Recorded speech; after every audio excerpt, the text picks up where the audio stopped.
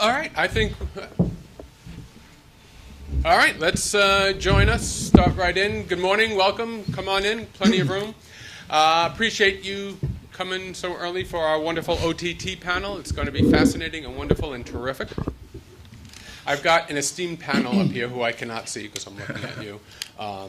But what I'd like to do is start by asking each of you to go down the row, tell us who you are, a minute or two about yourself, your company, and then I'll jump in and ask questions.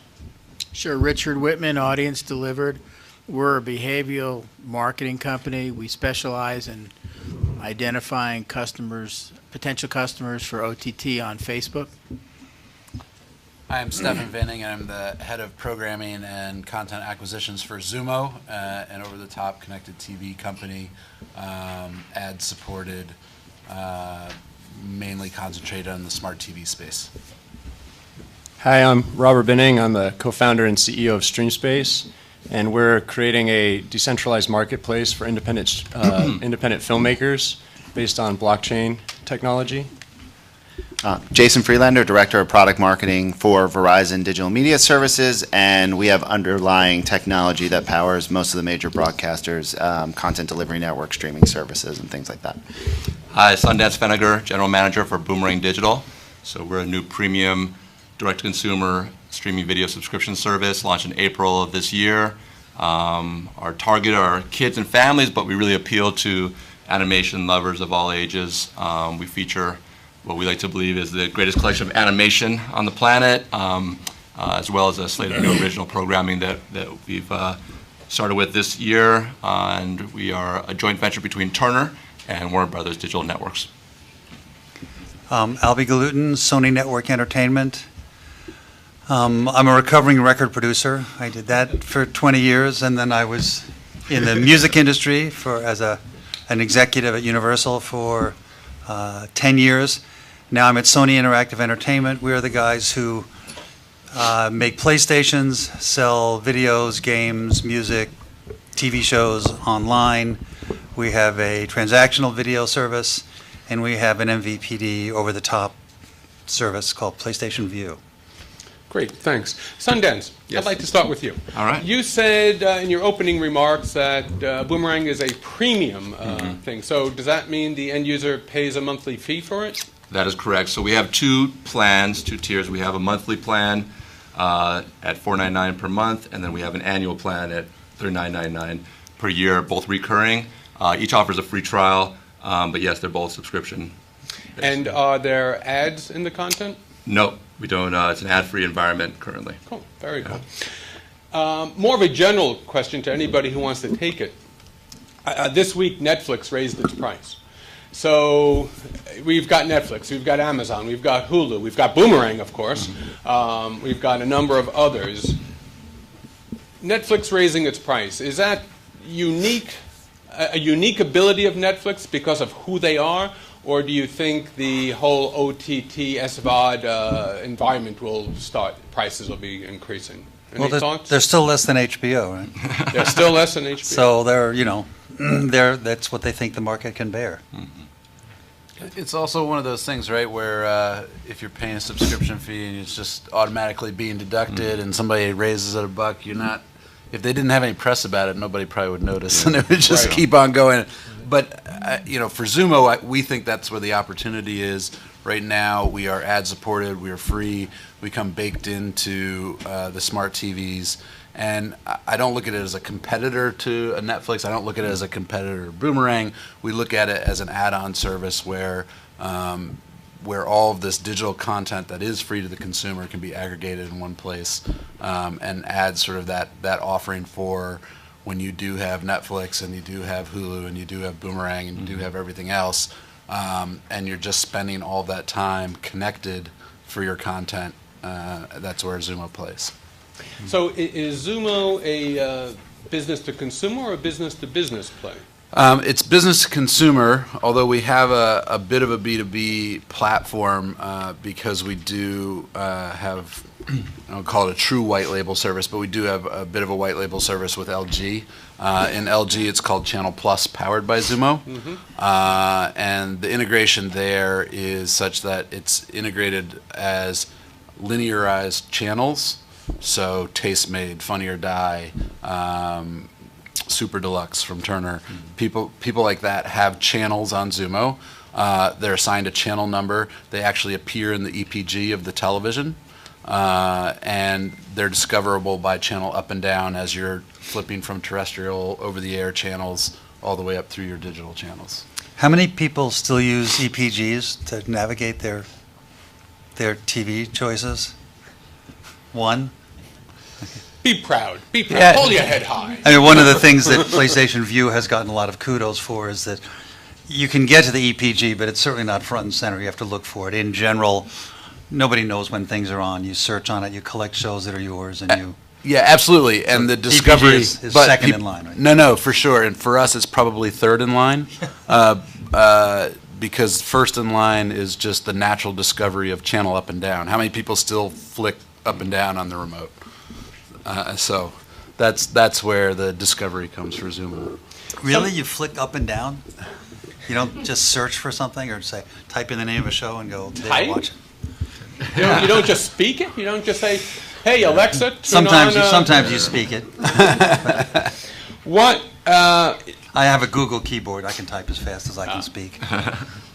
Some of the OTT guys have buttons on the remote for CEs. Netflix, I think YouTube. Does that make any difference? Any thoughts? Zumo does. Zumo has with LG? Vizio. Oh, Vizio.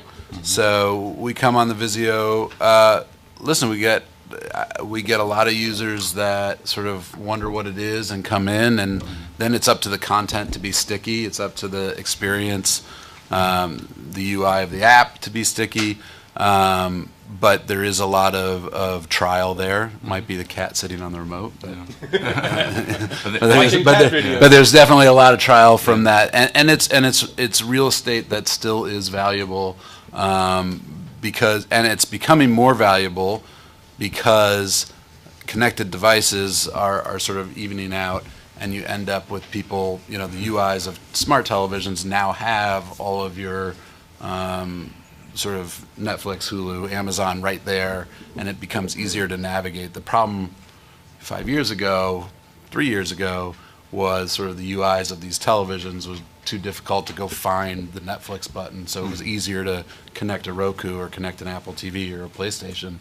Now the UIs are a little bit easier to navigate, so you end up with a lot more usage on smart TVs, and therefore, so that button bringing you directly into the digital content landscape of the smart TV is useful. Great. I think every bit of promotion front and center helps feed the top of the funnel, right? And I think there's also a halo effect of a trusted brand sort of endorsing you, right? Whether it's built into a set-top box, a TV, or a partner, distribution partner, putting you up on one of their front screens or pages, right? So I think that works in concert with your own, promotion, advertising, and sort of, builds a halo effect. One, just number of times, the frequency of seeing it, but also, they think they're all right too. I should maybe check them out. Cool. Rich, I wanted to ask you, Audience Delivered is a behavioral marketing agency, according to your website. Right. What does that mean? Well, we look at the actions that people perform on Facebook. We don't look at likes. We look at everything that they do on Facebook. And we determine the right audience based upon what their actual interests are versus demographic. So we go down the line, we'll identify by demographic, but we're more interested in finding, let's say, everybody who's interested in fly fishing. And how do you find people who are interested in fly fishing? We have, we're one of 30 companies worldwide that has a unique access into the database in Facebook. And we don't know. Be very afraid. Well, no, actually, we don't know who you are literally. We just know Where you live, who your family members are, what car you drive. And your social security number. we know what Special set of skills. we only know what you like when we're looking for what you like, what your interests are, what your hobbies are, and our goal is to build the largest mass audience of interested people, so that people who market are marketing to the people who actually may have a chance at doing something with that product and they're not wasting their money. And so for this panel, the biggest thing is how do you, if you have a unique service, how do you find the right audience without wasting a lot of advertising dollars? So if you're looking for people who have an interest in science fiction, you don't want to be spending marketing dollars on a demographic if 80% of the demographic could care less about science fiction. And in terms of this information about people, their interests, is that 100% coming from Facebook, or are you also getting sources, third-party sources? But there are third-party sources that have to do with purchasing history. What we use that for basically is if someone is an active subscriber and likes to subscribe to things, that goes to the top of the list of the interest if you're selling a subscription service. Someone doesn't subscribe to anything, there's no point in, they go to the bottom of the list in terms of emphasis. Got it. Do you power any recommendations? What? Do you power any recommendations? Video recommendations, like for channels? Can I go to you and say, here's customer, you know who he is, do you think he would like Wonder Woman? We can we can actually be a research tool for our clients too. Do you guys look at both structured and unstructured data, or just focus on the structured in terms of social? When you say structured versus unstructured. Unstructured, in my mind, I'm thinking about comments and Everything. Everything, yeah. We don't, As opposed to- everything. Okay. If they're on Facebook and however they do it, that's what we're considering. So you have an engine that parses the unstructured data and converts it into usable data? I'll say it a different way. We ask normal questions about who, what, where, and how, and we create targets, and then there are various tools on Facebook that allow you to expand people with similar interests on the target, so that let's just say that you have a pool of 10 million people in theory. We may identify in that pool of 10 million, there's 3 million who actually have a real interest in what you're looking for. And then we'll break down that pool of 3 million into different smaller pools based on demographic. Right, but so if I have a comment in Facebook which says, I liked so-and-so person last Tuesday night, you know what show they're talking about? Yes. Okay, so there. Robert, StreamSpace is building something that sounds very interesting and using blockchain technology, but I've got no idea what it is. Sure. Can you enlighten us? Or me at least? So it's basically a decentralized marketplace that uses blockchain to facilitate payments between consumers and the content owners and the copyright holders using smart contracts, which is basically just an automated and scripted way of facilitating these payments. And we're also using, it's decentralized in the sense that we're using a decentralized storage network, so it's leveraging the extra storage space on everyday devices like your phone or your laptop and building one big storage network out of it. So for our content delivery network, it's actually decentralized and based on the mining system that is built behind blockchain. And why is that better than using Amazon Web Service or Akamai or anybody else? Well, it's better in performance, at least from what we've been able to find out. And the main part is that, and the traditional ways of doing it with the content delivery networks today, you have to download the data block by block in series. And through our method, you can actually do it in parallel, which is based on torrent systems. So you can download multiple blocks of data all at once rather than one at a time. So you can get the whole movie without having to buffer, which is actually really cool. And it's not dependent on your latency or your connection to the internet as much. Even a 56K connection would not need to buffer, because you can download all of these blocks all at once, which is Jason, pretty cool. you have a look on your face like, No, it's what the heck? No, I get it. We run the second largest CDN in the world. So, I mean, I would beg to differ a little bit around things. But, no, I mean, blockchain is something obviously everyone's looking into or investing in, ICOs and things. But, it's definitely, the wave of the future with, Google releasing Quick protocol, which will allow, UDP, kind of similar concept, a single connection to download everything instead of multiple connections. And then having put all the bits back in place. But yeah, it's something everyone's looking at, so it's super interesting, especially for video. Can I go back to the block? What is, you're talking about downloading video or downloading the ledger? Streaming video, yeah. Right, so that has nothing to do with blockchain. Well, it does for our platform. Basically, the content delivery network, the decentralized storage aspect, if it wasn't for the blockchain, that wouldn't be able to, survive because there's no incentive for anybody to store their data on our platform, basically. So it's an upgraded torrent. Exactly, yeah. Okay. Don't Regulated. make it sound so, mean. And upgrade it. So, but what you're adding to Elevated. the idea of a BitTorrent is the accountability. Exactly, yep. Yep, 100%. Interesting, cool. Jason, how does Verizon play in this ecosphere? Well, a lot. We would be a vendor to a lot of people here. Also, we're obviously the infrastructure behind everything behind Oath, so all the Yahoo, AOL properties and all those things. But from a perspective of the kind of things we're talking about here about OTT services, what we're really trying to do and what we've introduced is we've had a technology that we call Smart Play, which every time a user hits play is a one-to-one session connection with that user. Traditionally, in the past, that it was created to serve dynamic ads, but we've rolled it out to be able to use a lot more data behind that to target each individual user for virtual linear channels. So if I subscribe to Boomerang, I'm a huge Laugh Olympics fan. He wants to serve me all the Laugh Olympics episodes back to back. They don't necessarily have to do anything on their side except give us the data to say, hey, this guy likes these episodes, here's the content IDs, and then our system could string that all together into into essentially a channel just programmed specifically for me with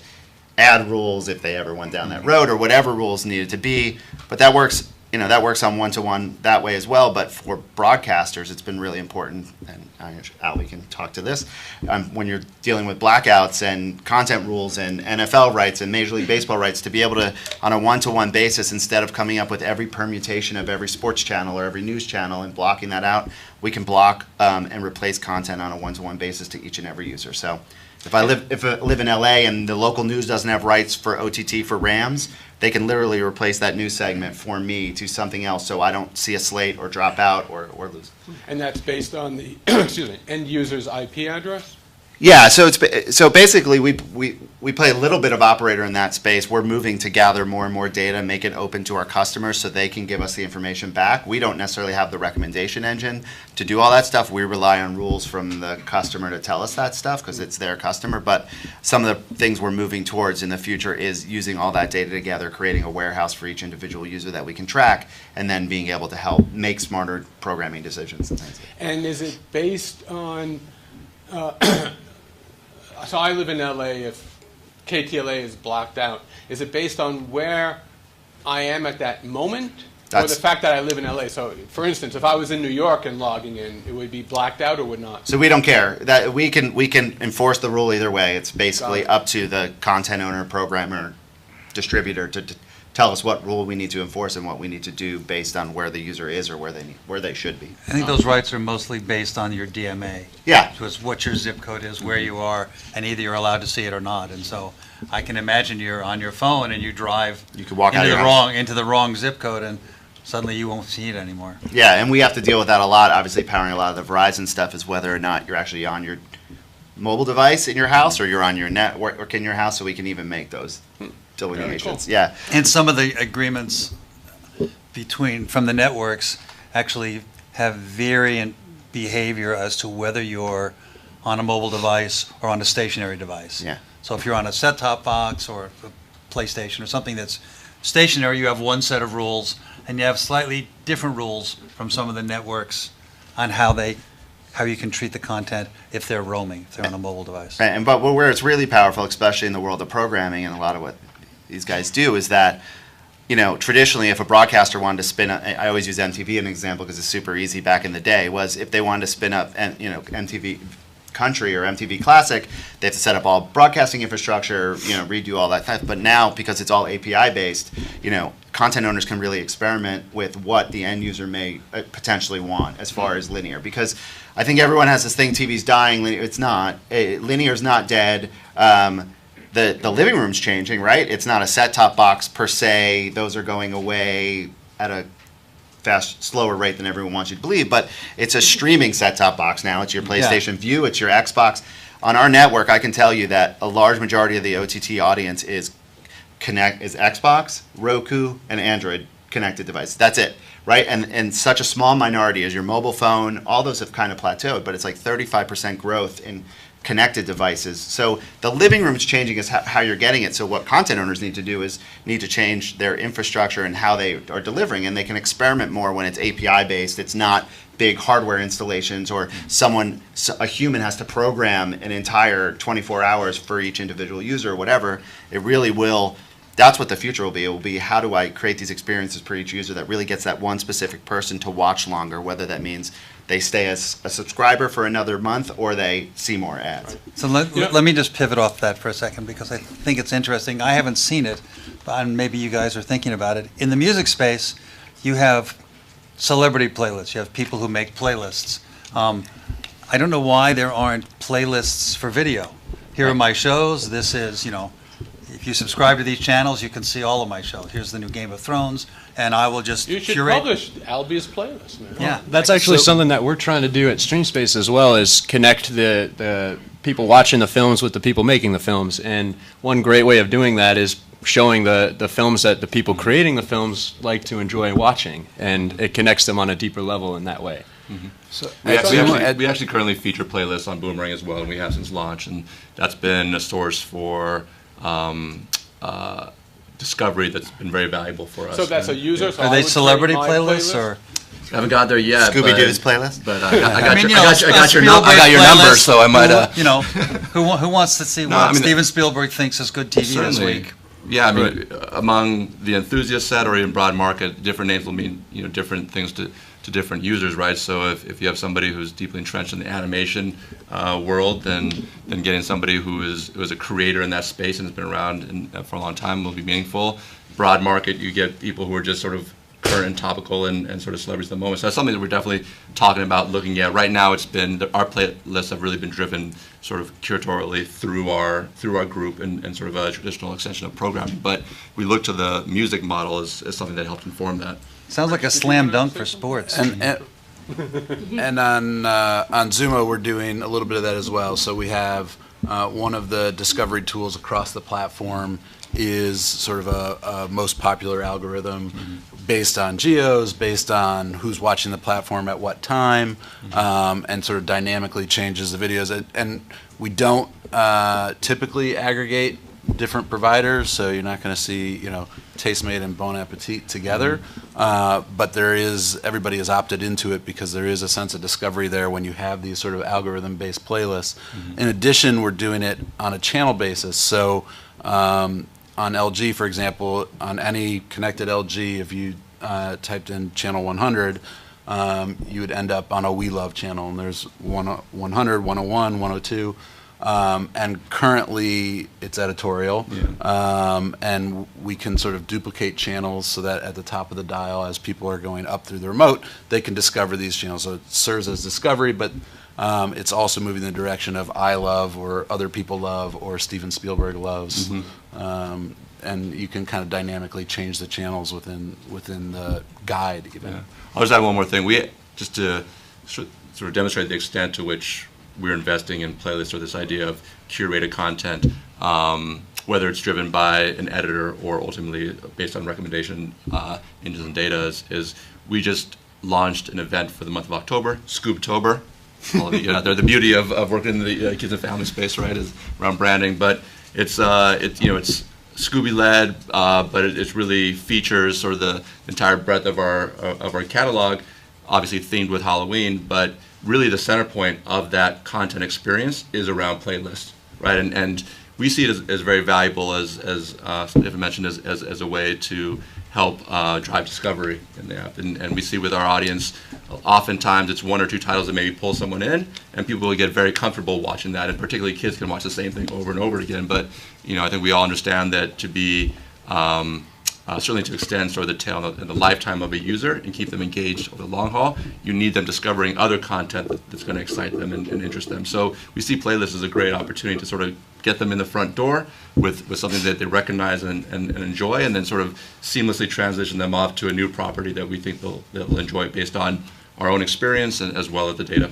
Cool. So Boomerang is an example. A lot of networks are launching over-the-top and apps, CBS, Boomerang, HBO, I mean, the list goes on and on and on. If we move to a world where TV is siloed, if you will, into all these separate apps, how does a user discover it?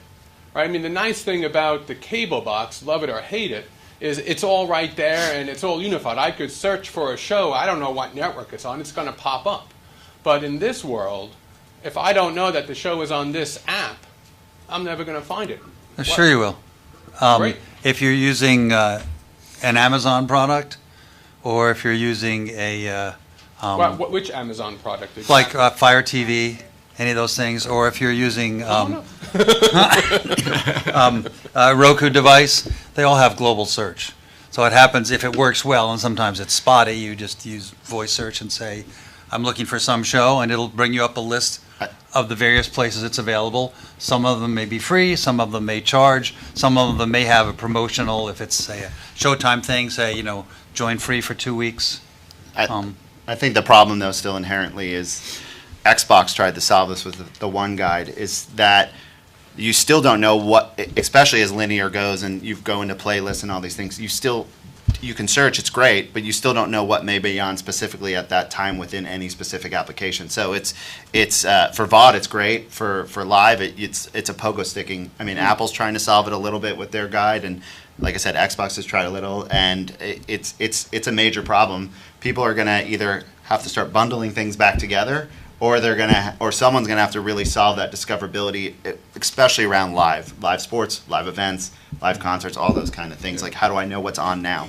Well, the whole purpose of what we do is whether you're an independent producer, whether you literally have your own content or you're a network, from my experience over 30 years, you have to tell the consumer what to do, how to do, and where it is. You have to make it simple, you have to make it easy. And our whole system finds the people who have a proclivity for that content. In a world that you're talking about, and I come out of cable from the very beginning, there's a lot of confusion from the consumer's perspective. Most consumers are lazy. I'm lazy, and I like to watch what I like to watch, and discovery is it's a very peripatetic thing for me, maybe 3 times a year. But if something is thrown in my face that's of interest to me, I'll act on it, and I'll act on it all the time. And so from the point of view of if I'm a programmer and I'm running a network, and I have, I want to go find that consumer. I want to find that consumer to profit. I want to tell them what I have, why it's good for them, and I want to ask them to act. And if you sit back and you're passive, you'll get some good numbers, but you're not going to maximize your return on investment. And it's that simple. It's such a competitive environment. So where are you throwing it from? You're talking about okay. if I'm on my Well, you're on Roku Facebook, box. okay? And as we all know, people are spending hours upon hours upon hours on Facebook every day, whether it's on mobile or on desktop. And so we know how to get to you if you're on Facebook, and we'll push out. If you're interested in the content and you're going down your news feed, the ad's going to show, and we know that you're interested. I use fly fishing because it's such a unusual hobby. But we'll know who the fly fishing people are, and we'll say, hey, there's a special on fly fishing. Right, so that's the behavior. So in Facebook, the behavior is I see the ad, I click on it, and I watch the show on my phone. It's probably not on the TV, where I'm not at my TV. Well, Or maybe I throw it to my TV. depends. It's the whole marketplace today is the viewers are going to watch on the phone, or they're going to throw it to a TV set. I mean, you and I are roughly the same age, but I venture to say that kids or grandkids of ours will never look at a TV set unless it's something unusual. They're going to watch everything on a mobile device. But I guess my point is just connecting the dots. So we started talking about Well, you're going to click and started talking about unified search. So I'm on my Roku and I speak it and I say, fly fishing, and it pulls up a program and I can choose from it. In your case, I'm on my phone most likely. I get an ad for fly fishing. I select it, and then I go watch the Right. TV show on fly fishing. right. And then do I watch? Well, I guess we're talking about 2 different audiences. So there's the audience on the phone that are very ephemeral in their approach, and then there's the audience who are watching it typically on their TV or a tablet, sometimes on their phone, but they tend to watch shows that they want to watch. They follow, whether it's House of Cards or whatever, they follow it on a regular basis. And the audience, I think, will continue to be bifurcated, even people in both audiences, for the foreseeable future. Well, Even millennials like well, to look at TVs. okay, sometimes. let me answer your question this way. It's how we do our creative. We all have our own ideas of what works or doesn't work. In our system, the consumer makes all the decisions. I don't care if they're watching on a phone, if they're watching on their desktop, they're watching on a TV. If we've got them and they take an action where they want to watch it is irrelevant to us. The fact is we found them for return on investment, and they're watching. That was my question. How do you get them from the phone to the TV? It depends. I mean, if they have software that, Chromecast, and they're sitting on their couch and they throw it to a TV, they watch it on a TV. If they want to watch it on the phone or a pad, that's where they watch it. I don't really care where they watch it as long as I know Right, I'm they just saying, clicked and they behaviorally, watched. I think it's not typical for people to see an ad on Facebook and then watch it on their TV. Well, okay, directly. hold on. And I say to you that is linear thinking, and in the digital world, I'm not going to be presumptuous to assume that hundreds of thousands of people are going to watch it on TV. All I want to know is, did I get them? Did they click? Did they consume? And did they consume at a profit for my client or for myself? That's all I care about. I don't care where they watch it. And the other thing we'll know is, So do you get the same revenue whether they actually watch it or not? well, it depends on the business model. I mean, if we're just acting as an agency, we're going to get our agency fees, and they'll continue to pay us as long as you're getting Well, I'm not return trying on to be investment. provocative. I'm just trying No, to I understand. I'll understand give you an how answer. it gets from, Okay. I see something in my news It's feed. just a bonus. Well, I can't help it. I don't have to try. I see it in my news feed. I'm just trying to understand Well, you- behaviorally how it typically gets. well, okay. So to you could have consumption. someone who has content that they serve natively on Facebook, and you have people that will click off of Facebook to a website. Or they'll call it up, and then if they have software to throw it to a TV screen, they will. Or they'll say, wow, good idea, and they'll walk over to their Roku and say, fly fishing with Bob. I want to move on. Yeah. So the bottom line, though, I think of what we're saying here is you got to advertise. You got to market it. And the better you are at that, the more successful you'll be. It's a I think- revolutionary statement. Yeah, and I think along with your own advertising. So, Sorry, Robert, what's your guys' plan? I agree with that statement, by the way. I think that is hugely important. And for your company, what are, or probably more likely, will you be doing? How will your filmmakers get known to anybody? Well, yeah, that's the biggest thing for independent filmmakers is it's really hard to get their content promoted and distributed. It's very expensive. It costs a lot of money for them to do it. And in fact, a lot of times it costs twice as much even then to create the film itself.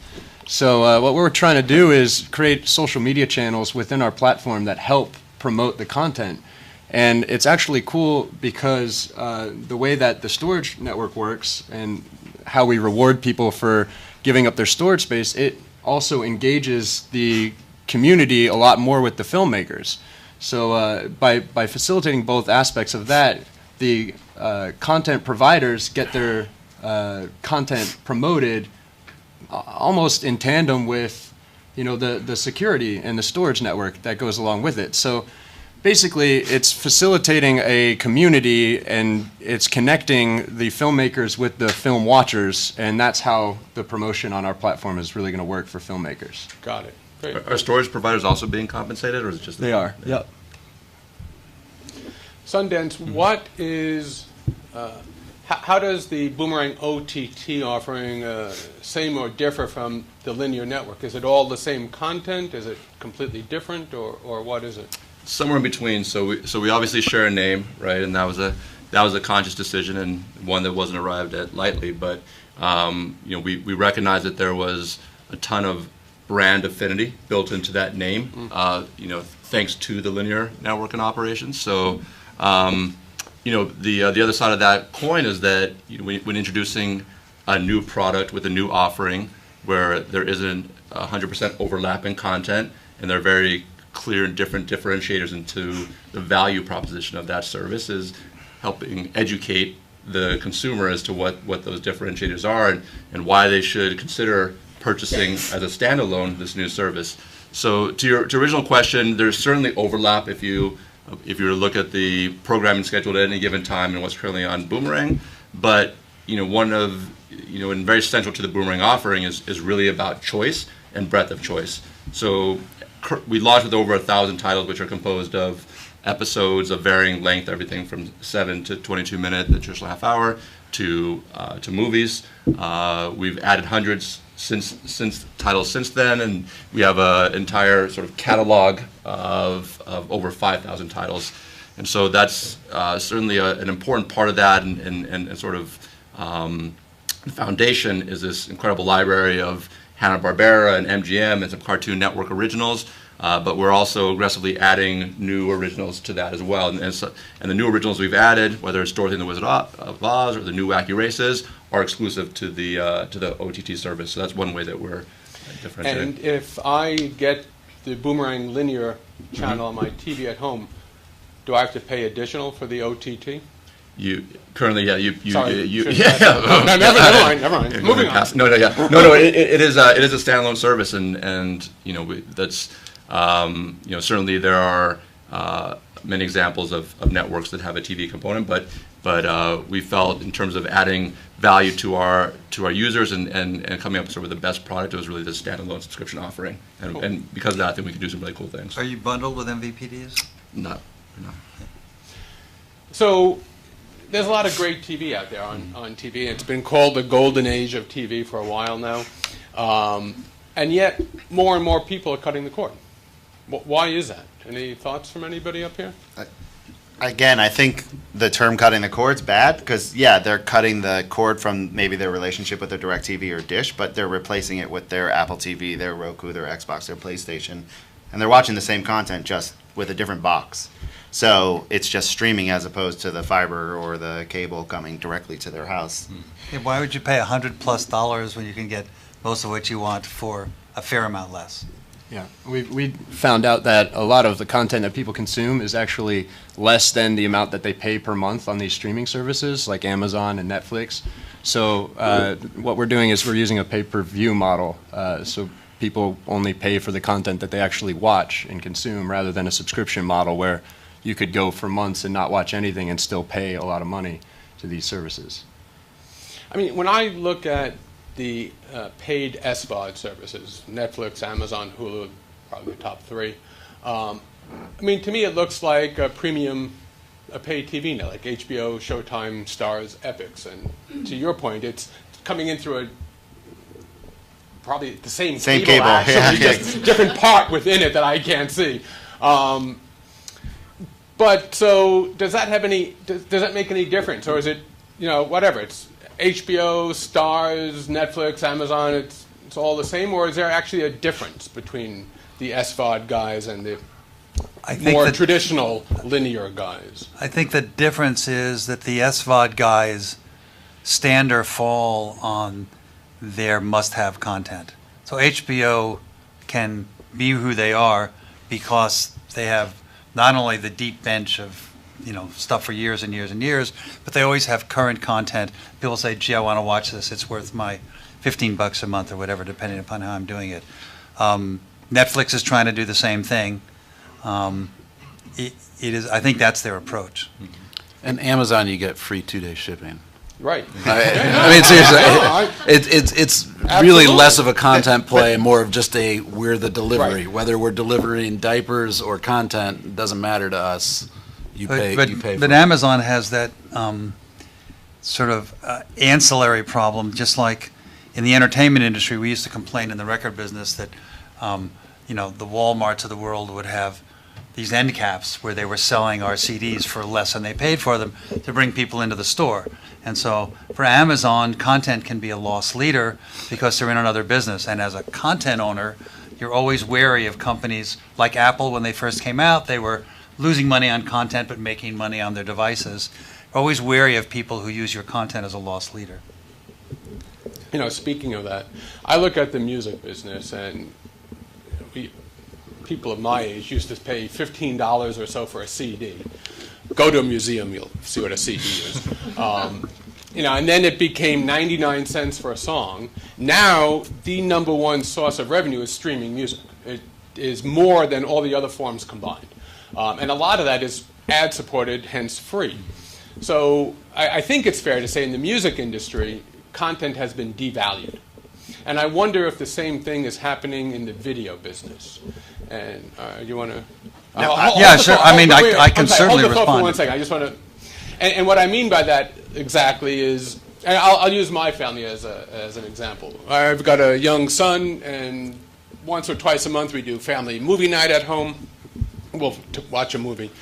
So I look what's available at no charge on my satellite TV service, on VOD, or on my DVR. I look what's on Netflix, we're a subscriber. I look what's on Amazon, because I love the free shipping, and we're a subscriber. And after all that, if I don't find anything, then I'll pay the $4 or $5 for the VOD, but we never get to that because I find something. And so clearly content has been devalued to me, right? Because I'm looking for what can I get at no charge. Because Netflix and Amazon, although I'm paying, it's really no charge at that particular moment, so it feels free. And so is all of this, is the SVOD particularly having a devaluation effect on video content? I don't think so, because you might not be paying for that content, but someone is. And in fact, like I think I read this morning, Hulu paid $3.5 million per episode for This Is Us. So obviously to NBC, that show is, that content is king. They're obviously paying for that. Now, granted, there's no uptick in your monthly Hulu charge, but you get to watch it. So obviously they value that content. They assume their end users are going to value it to keep them as subscribers. So I think content is still the king, and that's why Netflix is making but on the other hand, look at Viacom, right? They like others did a lot of licensing deals with Netflix, took a lot of money from them, and they found that their linear cable network plummeted in ratings, right? Disney is pulling everything, well, not everything, but a lot, off of Netflix. So for the end user, I still really wonder about it. I think for the creator, there is ultimately less leverage because there's no transparency. It used to be, if you had a hit show, you had a certain degree of market leverage. And now that the Netflixes of the world are not transparent on the viewership, you're trying to use some third-party services to guess at what the viewership is. But there's no real corollary for the creator between success and consumption. And so that gives the channel aggregators like the Netflix more leverage than they've had before. Yeah, and that's actually one thing we're also trying to address as well by using the blockchain to be transparent and facilitating payments between the content owners and the content viewers. You can actually understand who's watching what, how many people are watching what's more popular content, and it helps with content aggregation as well. I mean, do you think we will be, or are you guys doing this now, at a place where, as a content creator, I will get, instead of a fee, I will get an advance against royalties, and so I get paid $100,000, and that's against 3 cents per stream of the movie or the TV show? Well, it's interesting. We have an aspect of our platform as well that helps finance movies, and it's basically doing this phenomenon called token sales or ICOs for particular films, and the community gets to vote on what film gets financed because they get to finance the film, and so they take part in some of the revenue sharing in that regard based on the success of the movie. So it gives a incentive for the filmmakers to create quality content because they need more money to pay back the investors, and the investors have the incentive to invest in quality content because they want to get their money back. So I'm not giving up on the devalued part yet. So I was going to address that. May I? Go ahead. And kick me if I'm saying too much. There is a problem in the music industry because of the ease of making content that there is no shortage of supply. It's like in general, in capitalism, you like this supply and demand. In content, I've worked with many, many successful recording artists, and in general, if anyone started, if you had a choice, you say, you can either be rich or famous, they would all say famous. because they're all trying to make it. And as you give the tools to more and more amateur filmmakers, I have a sense that we will end up in a place where there will not just be a glut of film because there's so many channels, and currently there's a glut because people are still paying their cable subscriptions, and they're also paying for Netflix, and they're also paying for all these other channels. That will start to go away. People will start dropping their cable subscriptions. But my concern is that content providers will there'll be so much content made by people who don't have anything to lose and don't need a lot of money to make it, that it will devalue the content, as you're saying, from the opposite side. See, to me, I look at, and I'll give an example. So when I look at the SVOD guys, yes, I pay every month or every year for Amazon, but I don't think about it, right? It's a sunk cost. It feels free. Anybody familiar with Exodus and Kodi? Oh, yeah. So this is going to be a terrifying story to content owners. Exodus, or Kodi rather, is a free user interface for your computer or your Roku box or pretty much any box. And it's perfectly legitimate, it's legal, and it's no problem, and it gives you a nice 10-foot interface. Kodi is a plugin which searches the entire web and finds every piece of content out there, most of it bootlegged. All the movies, all the TV. People are ripping DVDs or going into theaters and doing their thing, and you can get everything, and it is free. But it feels legitimate. And now here's the terrifying part. How did I find out about this? An 82-year-old man, who I'm not going to go into any more detail about, but I know him, whose 32-year-old son set it up for him in his house. So the 82-year-old tells me about it, and he says, we've cut our cable bill, we're not paying for cable anymore, we don't go to the movies, we're just using Kodi and Exodus, it's every piece of content I ever wanted, and it's free. And he wouldn't walk into a store and shoplift, but the feeling is it's okay because Netflix feels the same way, Amazon feels the same way, all of this feels the same way, that content just doesn't, I shouldn't have to pay for it, it doesn't have value. And all right. Well, look. Yes, I'm paying the monthly, but not on Kodi, not on Kodi and Exodus, All right. Well, You're paying again, having experience of having pioneered all this stuff when people thought anything sent over the air was for free. There will be a day when that 82-year-old gets a knock on the door. Yeah, but he'll be dead by then. Well, I put a 70-year-old woman in jail in That'll Phoenix. teach her. Okay, she was the first person ever arrested for stealing content in the United States. Wow.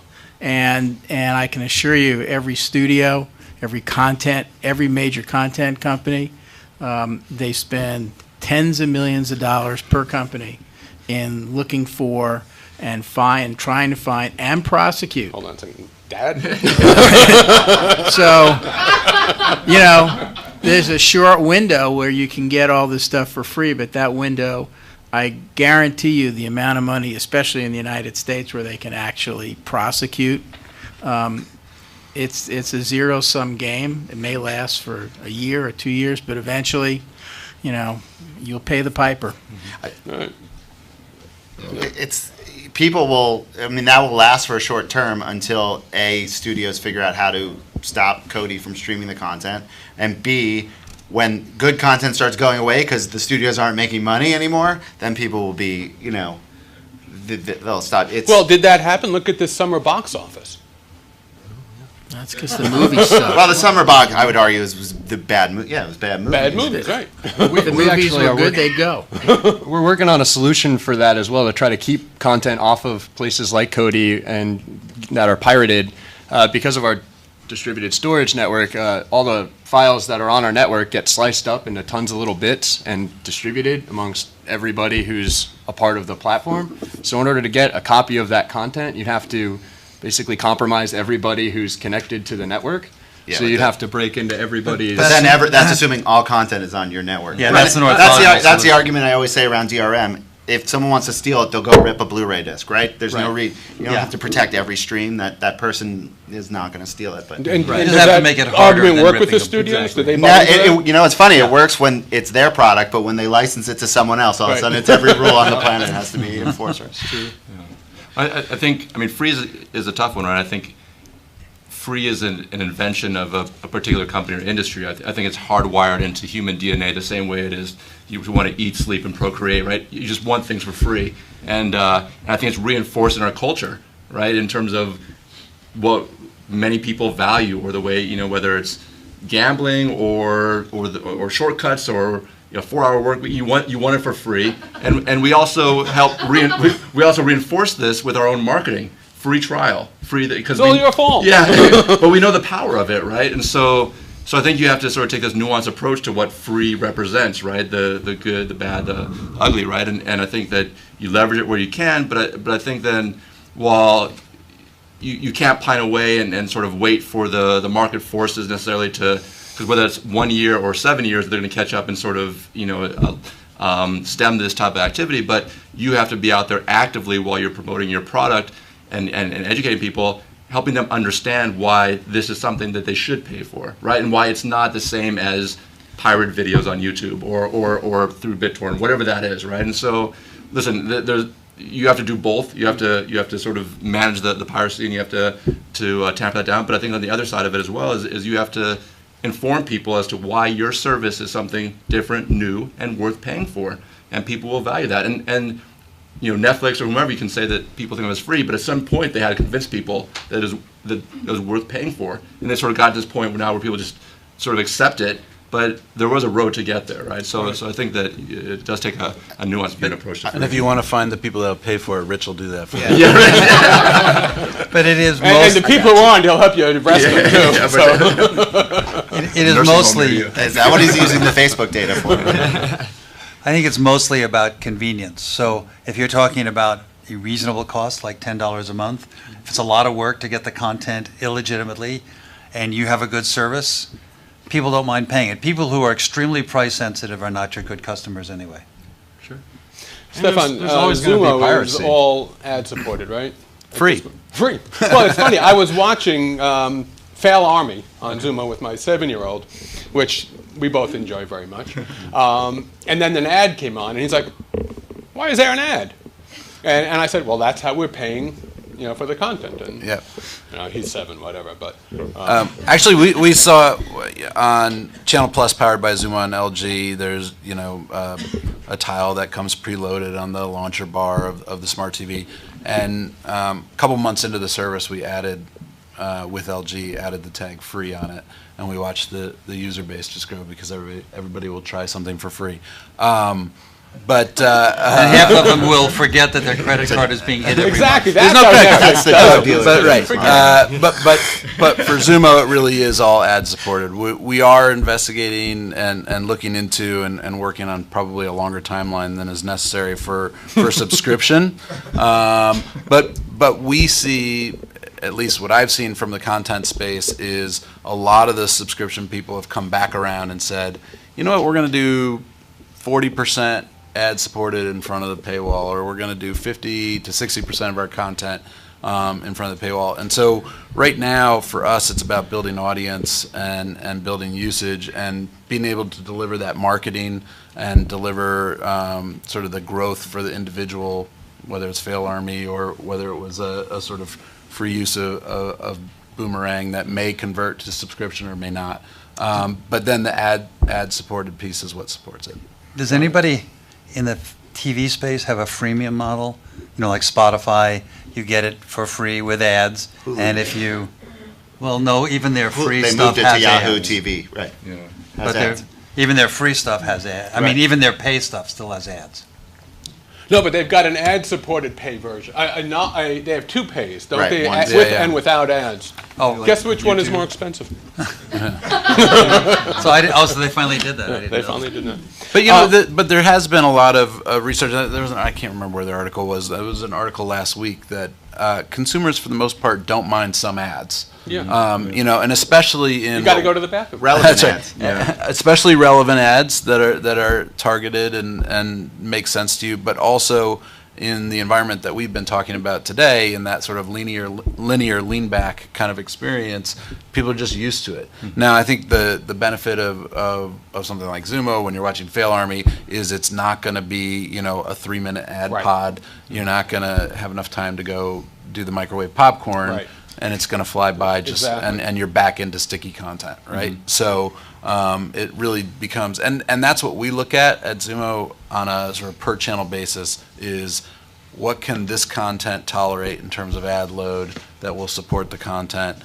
Do we need to dial it up? Do we need to dial it back? And how can we sort of maximize both engagement on the content and monetization? I mean, to your question, TVE is a freemium model. Who is? Is it? TVE, I mean, if you think about it, most of these networks give some free content ahead of the paywall or the authentication wall, and if you want to watch more of it, either you have a subscription or you have to get a subscription. So, I mean, I think that while people think of that as sort of, you know, this sort of separate, specific model for linear, but ultimately that's what it is, right? It's a freemium. Well, it's like your free trial. Yeah. And in addition to that, we also add, and we're starting to experiment and expand on it, but separate from the free trial, we're even offering now handfuls of sort of free episodes with no obligation requirement whatsoever. And is that limited to your site, or would you do something with the Zumo, for instance, and create the Boomerang channel on there, and hopefully they would drive subscribers back to you? I already pitched him. Yeah, I know he's I already pitched him got- before you right got- before the I was panel. hoping for my commission based. All right. We have you on camera, just zeroed in on it. Beat of sweat. Do we have a deal? Never say never. You have to be open to all these different models. Yeah. Cool. Anybody have any questions, comments? Go ahead. So you mentioned convenience, and we talked about the discovery with the universal search. So if I already have my TV shows, I've got Handmaid's Tale on Hulu, House of Cards on Netflix, Game of Thrones on HBO Now, but I have to go into every single app to do that. And if I have a dozen shows, it becomes a little confusing as to which network I'm watching this particular show on. Do you see the interface improving to the point where I can just turn on the device and my show's connected to the network that I'm watching them on? That's what Amazon and Roku are doing. Candace Not can well. answer that. Sure. You're a PlayStation View guy, and I subscribe to PlayStation View. And I have your app in my Roku. And I don't use the universal search in my Roku because what it returns isn't as useful to me, because it lists a bunch of things that I have to pay for to get the content, but I already get it for my subscription to PlayStation View, I get it for my subscription to Hulu, I get it for my subscription to HBO, and it doesn't give me the option to select it as one of my favorites or whatever from that universal search, so I still have to go into the individual apps, even on my Roku, to get the content presented to me in the way I want it. Right, so and Roku are surprisingly not doing a very good job of that. I think Amazon are doing better. You have a Fire TV?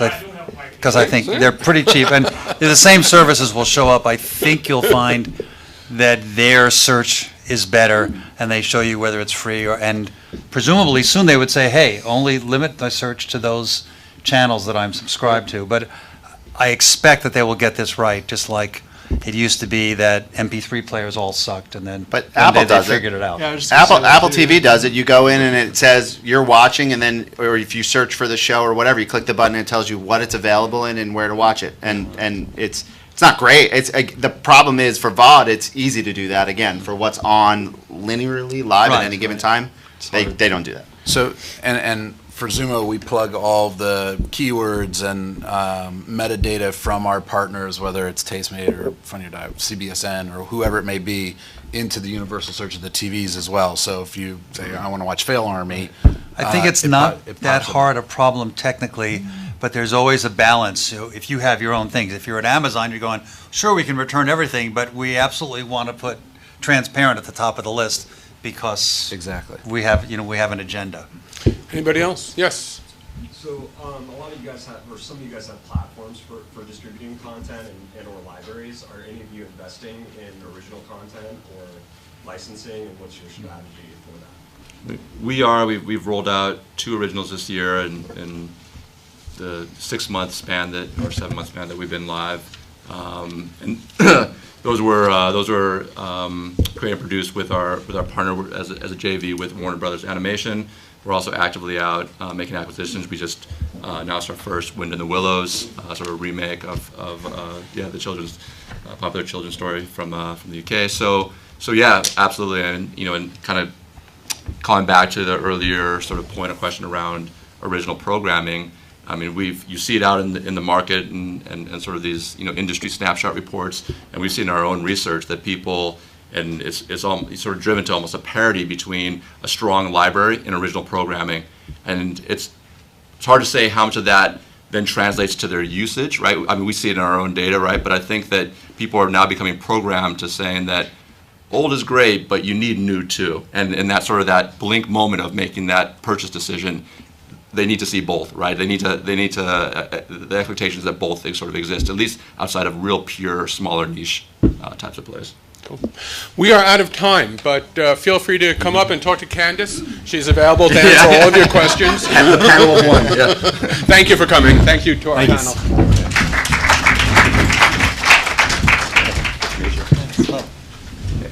Thank you.